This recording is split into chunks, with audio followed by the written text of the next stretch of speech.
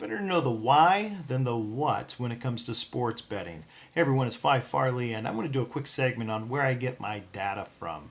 I've said this all season when I've been putting my sports picks out, baseball picks out all year, that don't just follow someone blindly. Instead, learn why we're making the play and why it's a good pick and why I want to back them instead of just the what. I'm not a big believer in paying for plays. I think that anyone who has time and energy and a little bit of knowledge of the game can come up with their own conclusions and really don't need to pay someone to find the same conclusions that they can find themselves with a little bit of direction.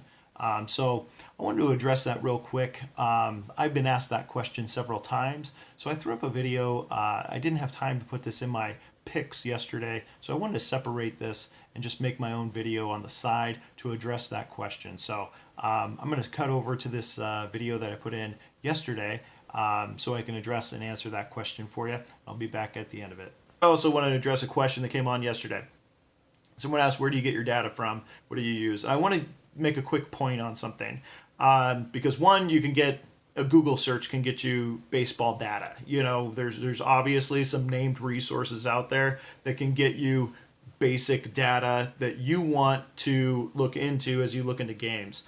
Now, as you interact with the content, watching baseball day in and day out, you get to know the game quite well and what's important. Pitching at home versus road and which pitchers are good at that. And as you track the data, you can tend to see the trends on whether that translates into wins or not. And that's important to interact, evolve with the data as the trends go one way and the other. Now, speaking of trends, though, when it comes to straight betting trends, not a huge fan of it. Because it doesn't mean wins. Just because matter of fact, I believe in redacting to the mean. So I believe that just because a team is winning at a 40% clip at home, by the end of the season, if they're traditionally a good home team like Tampa Bay Devil Rays are, or like the Colorado Rockies traditionally are, they're going to end up being 10 to 20, 15 games over 500 by the end of the season. So be prepared. Come July, August, they're going to start winning at home. And that can be the same for pitchers like Cobb, who had a really rough start and now is coming on strong. He's traditionally a good pitcher unless something has significantly changed. For example, like a Jason Vargas, where he's getting older and he's not an overpowering pitcher. He has to have a sinking fastball in order to find success, and he's losing it. We were able to fade him quite a bit early on this year. So I believe in redacting back to the mean, where they'll come back to their averages. Teams will come back to their averages just because they win 9 straight games. Doesn't mean they're going to go on and win 9 more straight games. We have to find the reasons why and then see if it's a good play at that point come game 10 or their next winning streak that they start on. So they're not going to end up winning at a 95% clip in baseball. So the other thing that is really important when it comes to where do I get my data, there are some betting resources, and those that are tapped into online books as well as Vegas books that can give you betting percentages in different formats. And it's important to know where they pull their data from because, again, interacting with the data is extremely important. And when you are pulling from, say, an online book versus a Vegas book, that's a different audience. And the numbers are different based on those two audiences. One is more public and the other is more sharp.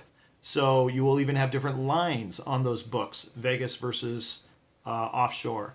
So know where your data is coming from, interact with it over a period of time, and then you can learn how to use that data to your advantage. Okay? So it's important to know where it's coming from. Watch it for a period of time. I actually spent about 2 years creating spreadsheets. This sounds really nerdy of me, but I literally created spreadsheets on line movement, betting percentages, public and sharp, and then tracking negative and positive line movements as they go with the betting percentages. So you can get that in about 30 days of interacting with that and start to create enough data that you can work from. I would highly, highly, highly recommend that. So most public people do not have a resource to look at that information, nor do they understand how that works. You would be far ahead of the game if you were to tap into that kind of a resource and utilize and leverage that kind of resource. So there's my 2 cents, stuff that you won't often hear from any of those pay for sites, but hope that answers your question on where I pull my data from. If you have any more questions, or if that doesn't completely answer your question, throw it down below in the comments. I'd be happy to respond in the comments or put up another video if there's any other questions you have.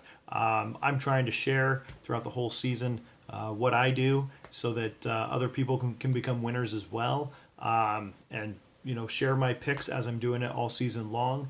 So be sure to subscribe and like if you haven't done that before. And if there's any other questions that are down below, I'll put up another video or respond down below in the comments to help out in whatever way I can. All right. Good luck, everyone. See you again soon.